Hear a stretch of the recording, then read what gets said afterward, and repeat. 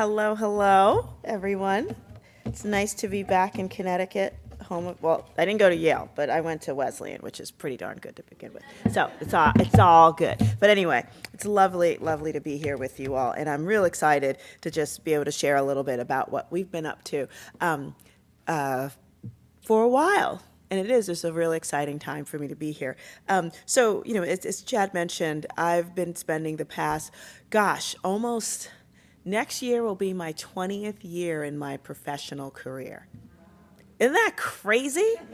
I'm like, oh my, and which is when I feel like, which is why I feel like such a teenager doing this stuff, because I'm like, I just started. But it's been, I'm entering my second decade. Thank you very much. But I do really love the fact that I feel like it's taken me in this incredible place in my life that, and I get to keep going, in other places, my own hometown and beyond as well. But, it's true that I did get my start and continue to work particularly in what speaks to my heart, which are low status communities in this country, because I feel as though we pay a lot of attention to them, and I think mostly in not the best ways all the time. I mean, are there ways that, allow for the kind of growth and development in these communities, or are we pretty much consistently considering them as either victims or problems to be solved, or problems that just exist because there's no other way for them to be? And it's generally not how I view them, and maybe it's because I happen to be from one of those communities, and so I feel very, keenly connected to them. But at the same time, I also know that the status that those communities, whether they're inner city ghettos like the type that I'm from, or whether they're Native American reservations, or whether they're poor white coal mining or former Rust Belt towns, the point is that people from those communities tend to be regarded as they're only successful based on how far they eventually get away from them. And the focus of my work has really always been is how do you prove that you don't have to move out of your neighborhood to live in a better one. And so with that, I'll tell you what I've been up to. So now, I have been now I'm working, my first work in development really was focused on project-based development that had more of an environmental focus, because again, before I even do that, this is the kind of real estate development that we often see in low status communities. It may look different depending on if it's urban or rural area. These pictures are mostly from urban areas, but they have the kind of places where they're not necessarily fulfilling to your health and well-being. The kind of even economic developments that even the people that live in those communities, if they had other options outside of it, will tend to go to them. The very limited selection in terms of where you can go and be and spend your time. Lots of places like this. Are there even more opportunities for you to actually build financial wealth or not? Or are you consistently paying this sort of regressive tax on being poor and from a low status community, whether it's pawn shops or payday loan places or check cashing stores? And another thing that we often find, and again, it looks different depending on whether it's in an urban or rural area, but very highly subsidized affordable housing. And, just so that people don't go around saying, oh, Majora Carter hates affordable housing and hates poor people, so by association, which some people have said, that is absolutely not the case. But what we do know statistically, historically, is if you take all of those things, whether it's, the super highly subsidized affordable housing, lack of healthy and affordable options, for people to buy food and other types of economic developments, those type of things, you add them all together, what you tend to see is that those communities tend overall to concentrate poverty, or that's where poverty is concentrated, excuse me.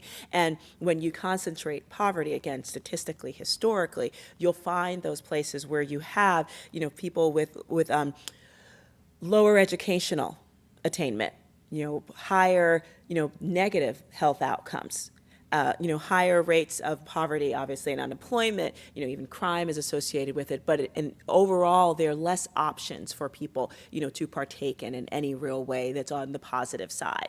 And so, again, what we see is the continuation of when you isolate these communities and assume that you're only going to create the kind of development, and we call it, the difference between poverty level economics, which is like all the kind of, and they were all economic developments that I showed you before. Each and every one of them, somebody's making some money. Not necessarily, happening, to support anybody that lives in these communities. And we know that it's a one-way, circulation of dollars. It goes in, money may go into those developments, and then it immediately goes out. So that's, poverty level economic maintenance 101 in terms of how we do real estate development in low status communities. The other kind is what is typically known as gentrification, where you have, an area that is identified from the outside by developers, and maybe there might even be public-private partnerships that help facilitate that. But what happens is that generally, is that the people that go in, do the development, they're the ones with the money, and essentially the people that are already there are pushed out. Again, typical gentrification.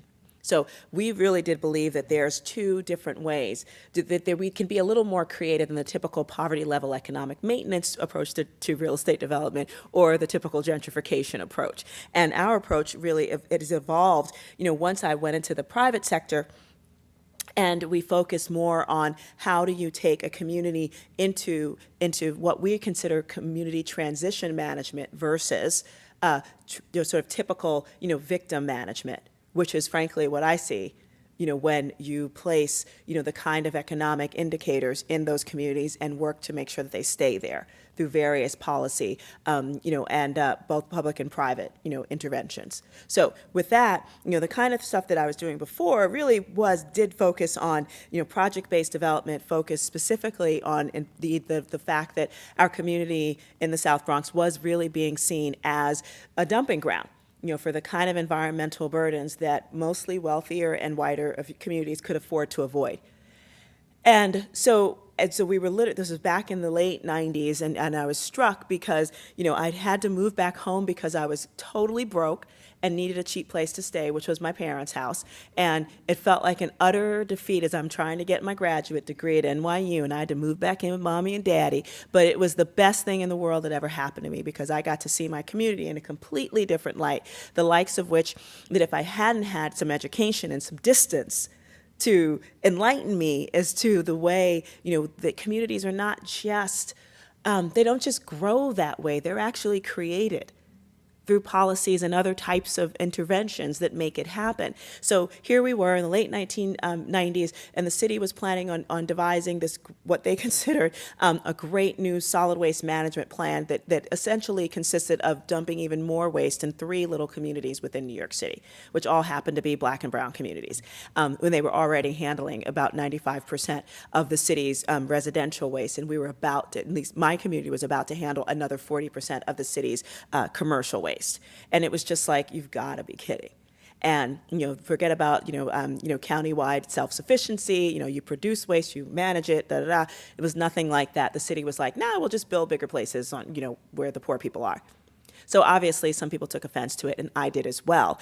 And it was really, for me, it was just like, oh my goodness, when I saw that, I had a couple of options. I really did. Here I was, as the youngest of 10 kids from a really poor family. Everybody, again, expected me to grow up and be somebody. And I could, and I could have walked away. Again, I could have measured success by how far I got away from that community, and nobody would have blamed me. But instead, I was like, oh my gosh, this is what happens when you happen to be poor and of color in a city or anywhere, that doesn't value, people in those communities. Now, I can pretend that I don't see that, or I can try to do something about it. And I chose the latter. And so for me, since I did have this, I didn't have a background in real estate development or community development or anything. I was an arts major, much to my parents' chagrin. I was like, oh crap, what am I supposed to be doing now? But I did have this crazy outside imagination and creativity, tons of it as a matter of fact. And so when I saw something like this, I was like, it's a canvas. It's not, a dump that has been, on the Bronx River, which I didn't even know existed for the Bronx River itself, didn't know existed for the whole time I lived only 6 blocks away from it. But I was like, this is going to be the beginning of my community's revitalization. Like we are going to, as an artist, my job over the next few years is to help people see this as a way our community can actually be transformed. And so this, again, I had no idea. I kept getting these like crazy little notices from people from this group that was actually had a grant from the U.S. Forest Service that was working on threatened rivers around the country. And the idea for them was like work with people in the communities so that they can help restore these rivers because we really need them, especially in urban areas. And so I kept getting these notices from this nice lady, and I didn't know what she was talking about when she was just like, yeah, there's a Bronx River, and if you're interested in doing restoration projects, and I was like, there, you can't get to the river from here. And I knew that there was a Bronx River because there was a parkway named after it, and but that's the only reason why I knew, and it was just like, why? So anyway, but again, running down running to get to another park like 2 miles away, literally, with my dogs, jogging through it. My dog pulled me into this place. And keep in mind, this picture is kind of gross and grungy looking, but it was before I realized, it was long before the era of social media when everybody like had a camera attached to their bodies. And so I didn't think to take pictures of anything. So this is what that dump that dead-ended at the Bronx River actually looked like. It was an abandoned street end. This is what it looked like after like 6 different cleanups. It was real, oh my gosh, I wish I'd had those other pictures, or most of them anyway. But I realized, oh my goodness, this is a cool thing that we can do, so let's figure out a way to build a park on the river. We know people take their kids out of the community in order to experience parks for their kids and for themselves. So how about we do it here? It's like there is this river thing, there's this whole national thing about building, connecting with the water, and I was like, we can do that too, we've got one. And I was like, all right. And then so got this tiny little seed grant, and we worked on getting, using tiny, and I mean really tiny. It was like $10,000, and which really didn't go very far. It paid for like much of my salary at the time, and but it paid for lunch for people who did volunteer work. It it allowed me to be on the phone with lots of people saying, hey, we just pulled out all these tires. Could you come and take them out of here for us? Stuff like that. And it was just one of the most hilarious, amazing times of my life to get to the point where it looked like this. This was our beta version,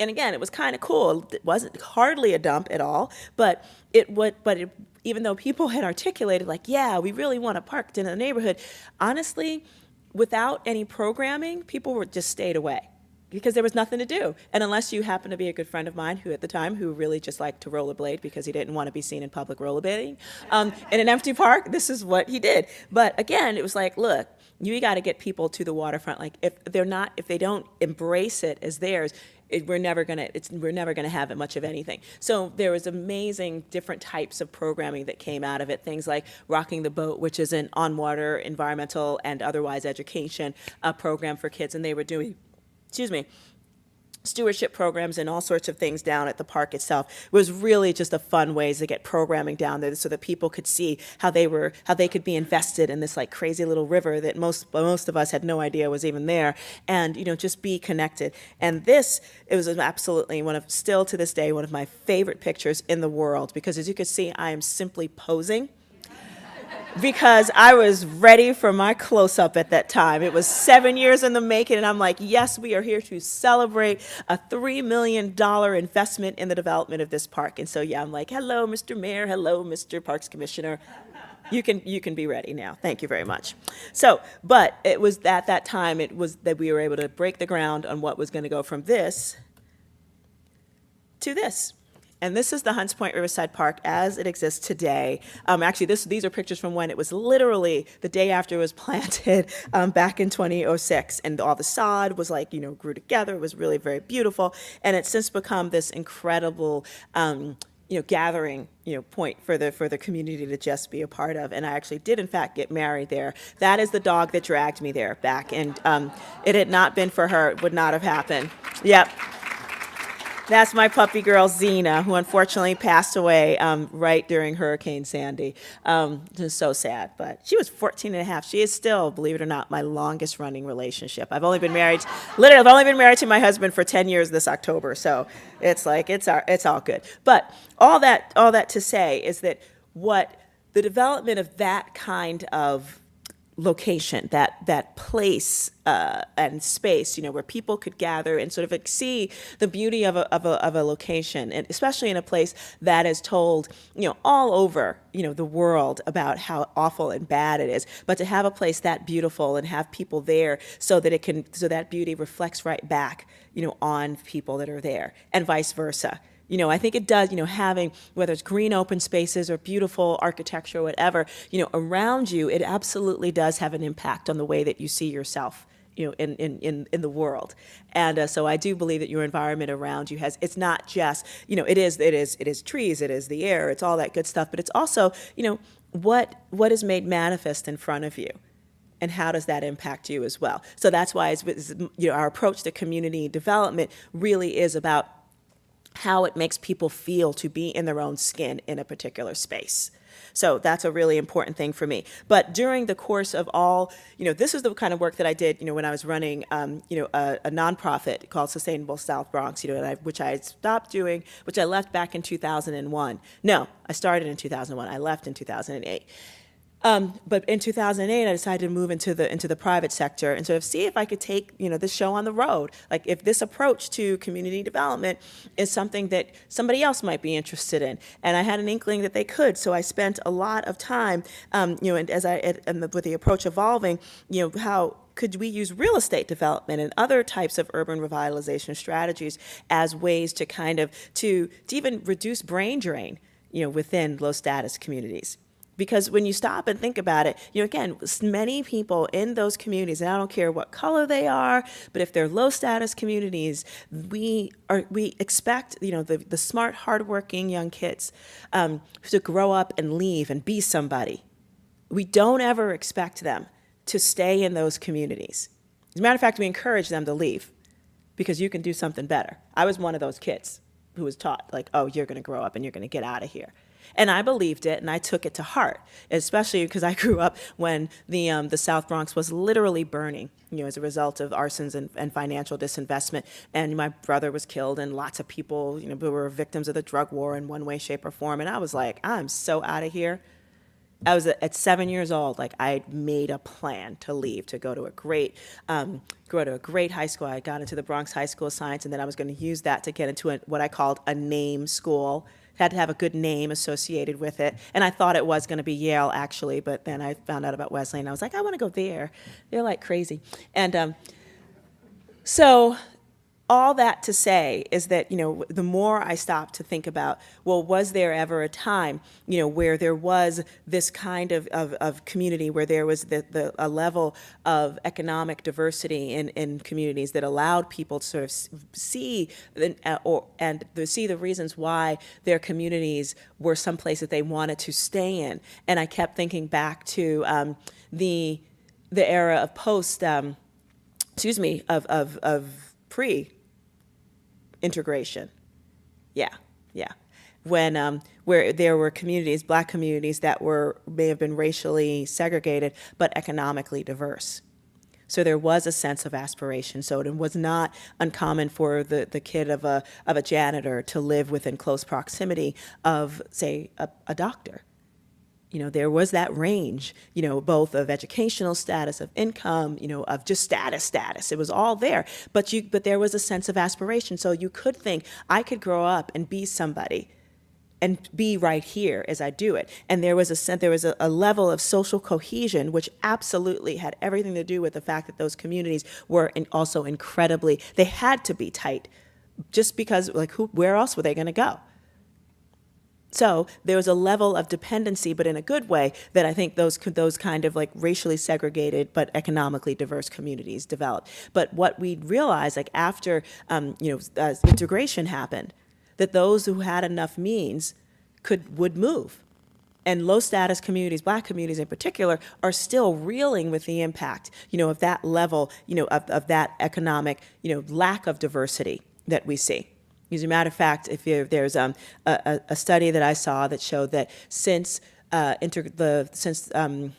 civil rights legislation was passed, that pretty much every year except for one, black male unemployment, as one particular indicator, has gone up each and every year except for one. So And of course, where is that thing happening? It's not happening in, black males in the Yales, of our communities. So for us, it really is like, how do we develop the kind of sense and space that tells people that you don't have to move out of your neighborhood to live in a better one, that you can, be in a community that will speak to you and meet your needs, and make it so that you'd want to reinvest in it, and also be the kind of model for other folks to see.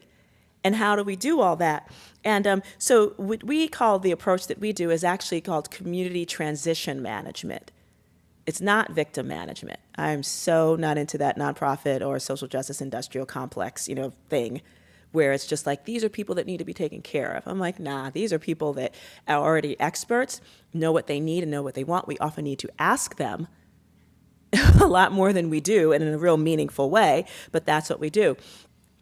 And so as we started thinking about real estate development, one of the first things that we did, and actually it wasn't one of the first things that we did, but it was one of the things that we realized we needed to do in order to ensure that our projects, the kind of ideas that we had for communities successfully transitioning, on an economic development continuum, would actually make sense for the people that were there in that local community. So how can they actually be a part, of this transition? How can they be a part of how can we self-gentrify our own communities? But again, I needed it to be vetted by people within the community and make sure. I mean, first of all, people understood that, because we asked them. So we started this advisory board as a way to vet a few of our projects and to see if they thought that they'd make sense. And one of the things that we learned without a shadow of a doubt was that people were clear that they knew that they were being treated as a community a certain way because they happened to be living in a low status community. And so economic diversity to them was something that they really, really wanted right away and figured it would make sense. So this was just like some of the assemblages of people that we organized as a way to sort of get them together with us to make sure that we were doing what they needed, that we were doing what they felt was appropriate. And yes, we'd also always get together and have a really good time. And, we partied, we absolutely did. But we'd get them together every couple weeks, with a dinner and stuff. But eventually, just to vet our ideas through them. But eventually they were like, what, here we are, we're like the informal leaders within our community, and we are what we want to do is not just say, vet, your ideas, which are great, and we're excited about them, and we'll give you feedback, and all of our projects were absolutely better as a result of it. But they also had their own ideas about what could make a great community. So, but they wanted to be seen as a block. They didn't want to be, so like the woman who runs the daycare in the center, who's been doing it for 40 years, literally raised 3 generations of kids, within the Hunts Point area, or the guy who runs a candy store who spent time in jail and who literally decided to open up a candy store or like a bodega on one corner simply because it was situated in what was considered a hot corner, and he knew he would have access to the young men who were on their way to do something bad, and he could talk them out of it. Okay, so stuff like that was just these were the people that I answer to, and who literally gave me, a feeling like I could move forward with them. So doing that, and then again, they realized, you know what? We don't like the fact that there's like some crazy transportation issues going on where people literally are getting killed at this particular intersection. So they worked with the city, and they would show up at these meetings wearing their little red shirts and just being like, asking the same questions. They would thoroughly research what they wanted. But mind you, they were not a community organization. They were just a group of people who just kind of liked working together. And so they were able, and so when the kind of transportation enhancements were made for this particular intersection, the commissioner for the city of New York would not hold a press conference without them. Okay, it was like that. And so it was a really important kind of thing to say. And yes, we do have an awful lot of fun to help make it happen. But ultimately, again, these are people who essentially said, these are things that we want the kind of community so that our kids will stay here, so that we feel like we're getting stuff that we need in our own community. Places to play and shop and hang out and just, feel like the community, as much as we give to our community, that our community is giving back to us. And one of the things that became really clear was that there wasn't any place within the neighborhood, other than the park, where people can feel like, oh, they can go and like sit down and just have a social gathering place. And so one of and these type of things that are here, how do you have a year round? Yes, a park is especially great during the summer, but when it's cold out, we don't really do it that much. But we want to make sure that there's like the kind of beautiful, high quality, spaces for us to be in, and places again where you could get together and like be cute with each other, that kind of stuff, and reduce the brain drain that we know people were leaving the community in order to experience things like cafes and coffee shops and things like that, things that were not like uninspiring community centers, which we have plenty of, but most people do not go there. And we also wanted to see, are these possible investments for us within our local communities as well. And so the fact that we have not had a coffee shop, in our community, and we did have one of those old style coffee shops called Moshman's, this is when the neighborhood was predominantly, Jewish. When my dad moved in, and the family that ran it was the Moshman family. And they, like the old soda jerk, like machines were still there, closed up, right during the middle of the fires. And so we haven't had a coffee shop since like 1981. Something like that. There have been no places where if you just want to go and hang out and have a cup of coffee with a friend, nothing like that. You can go to McDonald's, I suppose, but it's not the same thing. And so I decided, based on the feedback that I heard, from our advisory board and lots of other folks, because we did literally hundreds of surveys and focus groups just to make sure that we weren't crazy. And people were like, yeah, it'd be kind of cool to have something like this. So I went into a joint venture with Birch Coffee, which is, if any of you from New York, there's this really beautiful specialty coffee shop called Birch. And they have 7 coffee shops in Manhattan. And they were absolutely not looking to go outside of the island of Manhattan. But somehow or another, I was able to convince them that this market was ripe for it. And since we had actually already made the investment of finding a location and then also building it out mostly, because we had a partner who was going to work with us on it before and that didn't happen, we still had this lovely space. And so they walked in and they were like, this might work. And we were like, yes, it will. And lo and behold, it did. And we're just 2.5 weeks old. We'll be 3 weeks old on Tuesday. We launched that puppy back in the end of May, and even came out with a fabulous article in the New York Times, which of course it had a rather like goofy title. We have 2 coffee shops in the South Bronx, and suddenly it's being gentrified. I'm like, guys, you just. Again, it's like I just love like this totally bombastic approach to it, and it also doesn't really make any sense, especially in our case. Granted, the other coffee shop was supported by a developer that came in from outside to do it, whatever. But ours, I was the developer, and I live around the corner from it, and we were also invested in by another local family.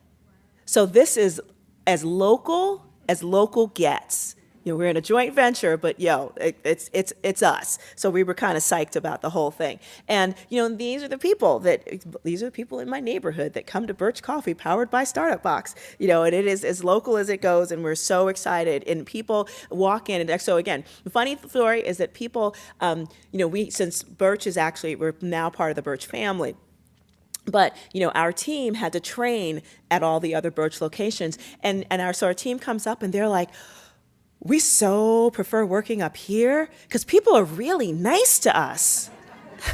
It's like people are just so happy that there's a coffee shop. And I'm like, and so nobody would expect that. But it's true. It's like in the South Bronx, it's got this horrible, people think all these crazy things about it. People are like, I so much prefer working here. People are just really nice. And it's just been a really wonderful, positive experience for everybody concerned. And people really are that happy. It's so cool. Another one of the things that we heard about was that, within our community was that there isn't a whole lot of access to the kind of jobs that keep people where they are, or that allow people to like move up into be a part of the whole economic ecosystem, such as it is within the country. And of course now we know, and so part of our work is looking at what are those economic drivers, and then trying to prepare people to participate in them. And so tech is obviously, it is we ain't going, we're never going anywhere without it at this point, not anymore. But and so when people think about technology in low status communities, there's almost always this talk about the digital divide, and if we just had more access to broadband, then everybody, would be able to move into the world. It's like, that's not true, number one, because there is a digital divide, but it's certainly not with people having access, to the internet, because, through things like smartphones, which most people have, in all over the country, and I don't care where you are.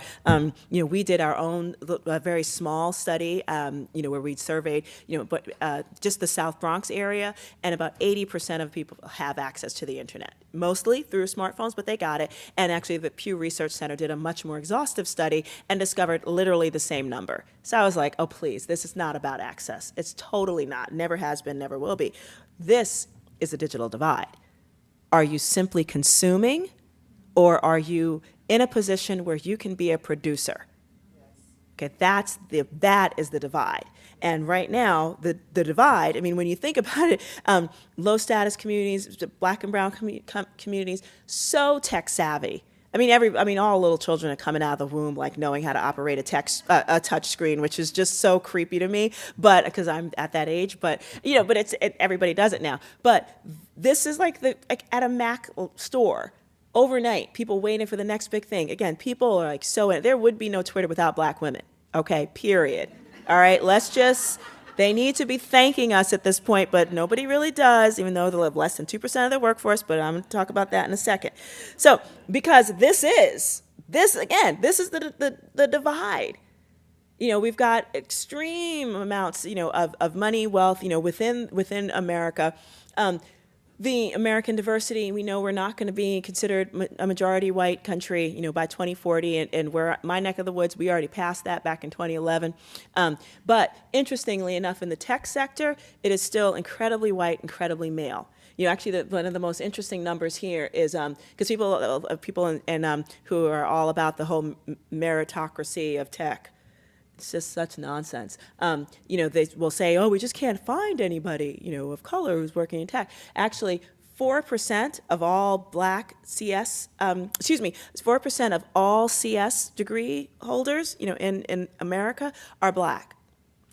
Yet there are only 2% of the tech sector that's actually hired.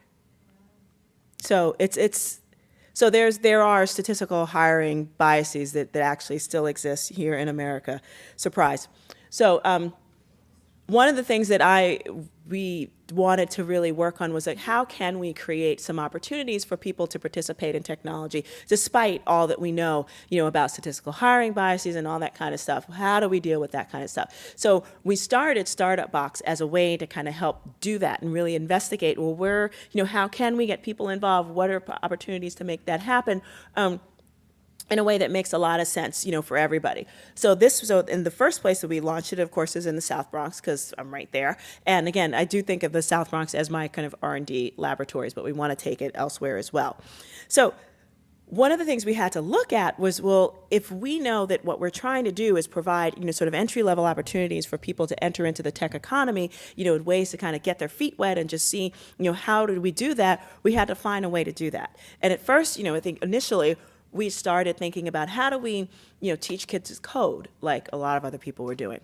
And that wasn't, first of all, there's a lot of other people much better resourced than we were to help make that happen. So we figured we're not going to try that. And then because I'm really interested in economic development, talked to a lot of folks in tech, the progressive ones who were just like, yeah, maybe we'll open up, a portion of our operations in low status communities. And of course they didn't because there's no coffee and now we don't have that excuse anymore. But anyway, needless to say, nobody, took me up on my offer to locate a portion of their of tech companies' operations in a community like South Bronx. So, but then that's when we realized we have to do this ourselves and realize, well, what are some pain points, within the tech economy locally that we can possibly build a service around? And that's when we discovered through a whole bunch of conversations and market research that there's a little piece, of the development pipeline in software development called quality assurance. And essentially, it's software testing, and it means so it's kind of like if you're a writer and you have an editor to just make sure before your book goes to print that it's speaking to the audience the way it's supposed to. right? Same thing with software developers. They look at their code just like it's a baby, the same way a writer would look at their words. And, sometimes you need somebody to go to cut and slash and do some great editing. Same thing with a software tester. Like, is it actually meeting, the goals of your end user? Like, does it make sense? Is it loading properly? Whatever. And little things like that. And we realized that little part of the software development, pipeline was something, or at least for some software developers, and in particular those with entertainment products, whether they were games or websites with lots of moving parts or apps like that, that much of that work was actually offshored. And whether it was Eastern Europe or parts of Asia, and many of them, because it was an entertainment product, and there wasn't the cultural fluency, and there was a lot of time zone differences, and you got to get your product to ship really quickly, and sometimes those two things alone will just destroy your product before it gets out there. And so there was a lot of folks that weren't happy with that, and they also had to do more work the second they got their stuff in, and they weren't calculating those costs. And we did, well, it's like, well, that might be kind of interesting. We've got a bunch of people who are really connected to technology, or not afraid of it, especially in the entertainment world of game development. So maybe this might be something that we can do in order to kind of we can do some of that work. So we decided to see if we could test that theory. So we hired a few kids, young people, from the community, trained them up through a minimal viable training model, in the field of quality assurance. And then we approached Nickelodeon and Tresenza, which are Nickelodeon's a pretty big game company, and Tresenza's a much smaller one that actually does a lot of services for Nickelodeon. And we were like, look, we're going to quality assure some of your work for free. So I paid these guys, and young ladies, that to do this work, and they gave us this work, and it was just like, look, it won't cost you anything. Give us even old work, whatever. We'll just show you what it looks like at the end of the day, and if you're satisfied with the results. And so we actually did it in my conference room. And then we'd do these little client visits, to make sure that we were doing the right thing for them, and didn't charge them a thing. And they absolutely loved the product that we gave them. And we were like, yo, I think we hit on something pretty good here, and it might be a great opportunity. Now, the interesting thing here is that for the people that we now work with, is that the kind of talent base that we work with, it comes from three separate places. One of them was really surprising. Two of them were not.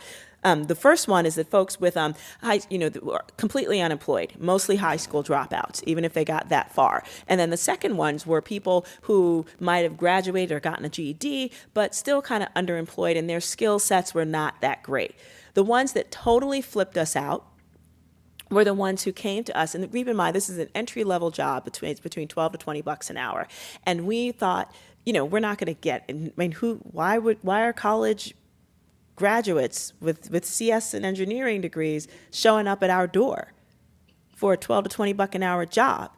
And it was because of that kind of statistical hiring bias that we experienced before. And they just were not getting hired despite their degrees. And it was a really discouraging thing for us to be. I mean, it was great for us because we suddenly had like a very highly qualified person working with us.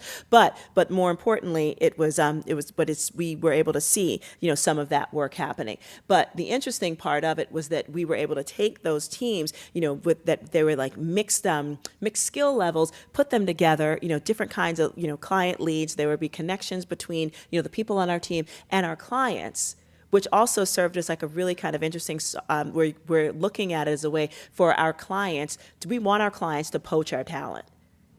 We really do. So this gives people a good opportunity to get to meet our people as well. So because again, yes, I think there probably is some racism within the tech world, but I think most of it is simply just, you hire who you know.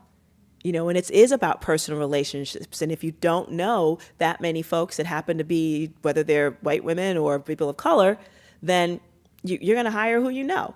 So, but this, because we're providing a service, to folks, they're getting to see people not as like the fresh air fun kids that they're supposed to do something good for, but really as someone who saved their butt in terms of getting their project out the door.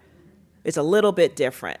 So we kind of like that what we're actually building, out for them as well. And so we're creating happiness all around. We're providing a job with access to career ladders, on one side, and our clients are actually getting a product delivered in a way that it makes sense for them. And so we're real excited about all that. And this real slide I love more than anything, because this shows the extent to which the software testing market is growing and has grown and will continue to grow.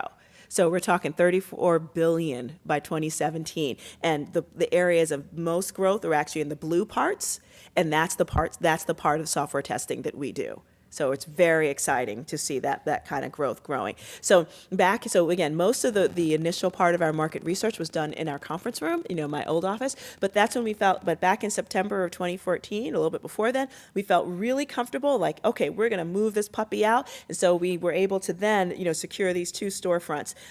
One was gonna be our headquarters and the other one was gonna be our Wi-Fi cafe, because again, the people had spoken and we wanted to do it. And we had really cheap rent, so we were psyched. And so now we have both of them, which makes me super happy. So this is the Startup Box headquarters, and we specifically took this space because this was a space that had been vacant for at least a dozen years. The landlord just didn't bother putting anything in it because he didn't own the building. He didn't really care. And but he held the space for us because he kept the offers that he kept getting to put there, things like smoke shops or Metro PCS stores and stuff like that. He was like, we don't need another one of those. So he held the space for me for actually more than a year for no rent, because he liked me, which was kind of cool. But we really wanted that space because of how it was located. And mind you, this was also a pretty hot corner, when there was drug activity going on, because nothing was on that corner, it would often happen here because there was nobody watching. So we wanted it because it was a corner, because there were great big windows, and we wanted people walking by to see young Black and Latino people working on technology. And it's still, people don't know what quality assurance software testing is, nor do they care. They just know that there's a tech company on the corner.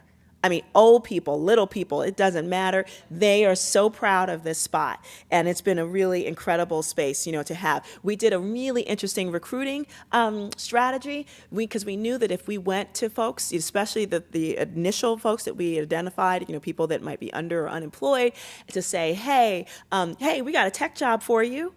They'd be like, and keep it moving, because because people are already kind of demoralized. They'll self-select out before they even think about seeing themselves in that kind of position. And so we realized that what we can do is actually host gaming tournaments, because we had a brilliant CTO who said, since we're going to be working initially, we thought we were going to be doing mostly game development, if we do that, let's go to gamers, because we need people who can play the games through all the levels, they're comfortable with it. And then, those will be our clients, and we'll be able to good. But now actually game developers are only 30-40% of all of our clients. Our biggest client, Sesame Workshop, actually, which is kind of cool, and Giphy as well. But it's so cool. But then when we did that, suddenly people were so super excited to show up. And also there was a great personality screen. I'm of the age where it's I couldn't imagine people coming out to play video games together, but they do, and it's a real thing, right? But you get to see man, everything comes out. It's such a great personality screen, because you can tell who's a jerk and who's not really quickly. You can tell who is going to, if they've got a tip on how to play a game, are they willing to share that information and work together, or are they completely withholding and nah, I'm not doing it. You could see it, and then you realize, who do you want on your team? And it's the first screen, literally, and we've never gone wrong with it. It's really kind of fun. And we had also no idea how multi-generational it was. I mean, I didn't realize old people played video games, but that sounds really bad, but they do. And old people come down with their grandkids, and suddenly it's this wonderful party kind of atmosphere that was just so cool. I can't even tell you. And it also, this was also the coolest thing, because we launched it in September 2014. Got this space, and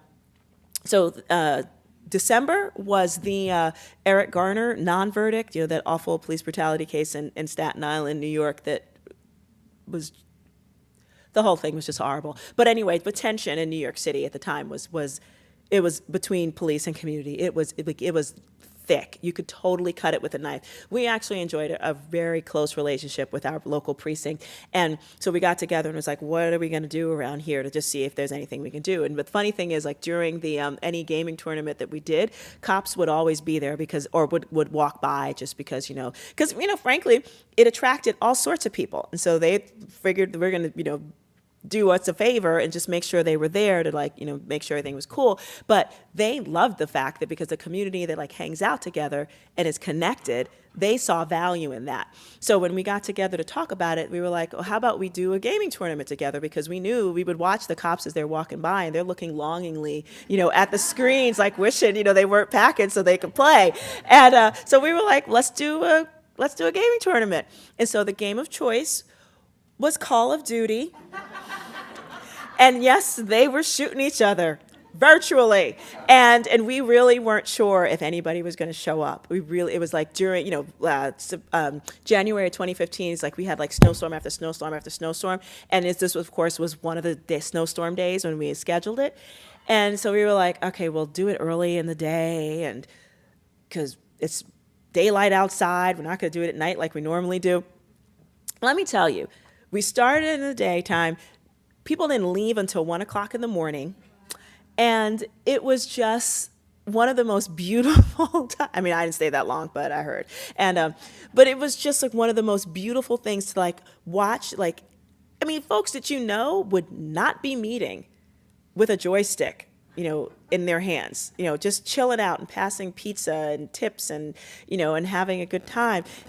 But one thing that we do know is that unlike pretty much every other precinct in that area, the South Bronx, ours was the only one that did not experience any rise. Actually, there was a reduction in negative police and community relations. And we can't take full credit. It really is a pretty darn good precinct, and they work really hard at being a good neighbor. But we absolutely see ourselves as part of it, which is really kind of exciting as well. So seeing that actually happen in that regard was a really kind of cool thing. But we've been able to sort of parlay all of that into the work we've been doing. And so this is I really see this as a way that people have a tendency to kind of see themselves, as long as they see themselves as a valuable part of society, you do behave differently. It's the point I was trying to make earlier. When your environment is embracing of you and shows you that it's beautiful and has value, you start to embrace that in yourself. And so this picture is also one of my favorites. It's we did one of our very first jobs was doing the quality assurance for digital.nyc, which is the city of New York's first website that was dedicated to the startup and entrepreneurial community. And it was a total hot mess because it just wasn't done all that great, but and it needed a lot of quality assurance. And so my team did it. And so at the launch event, of this thing, it was a big mayoral event. So there's lots of police. More than 200 people showed up. That the tech eco center, in New York City, down in Brooklyn, called Dumbo. And we went there, and again, 200 people, a lot of police officers, and there may be 20 black or brown people, and I brought half of them. And so some of these guys do have records. And so they walked in and saw the police, realized the mayor was going to be there, and they were just like, you know what, I'm not going to start nothing. I'm just going to find a seat and be done. I don't even want to be here. But it was just like, no, you're going to be here and you're going to network. And they were like, I'm going to sit here. I don't mean to be completely grossly insubordinate, but we're just not going to do it. And I was like, you know what, got it. But during the presentation, when they watched the demo and they'd remembered what that website looked before they got their hands on it, and they were just like, oh, that looks good because we did something to it. And one of them said to me, after it was all over, said, does the mayor know we're here? And I was like, I think so, but it was like, because he should have his picture taken with us, don't you think? And I was like, oh my gosh. And so this is the results of that. They were just like, no. He needs to know exactly who we are and why we're here. And it's just this picture makes me so proud. I can't even tell you. But this is just the beginning. because now we're trying to take Startup Box across the country.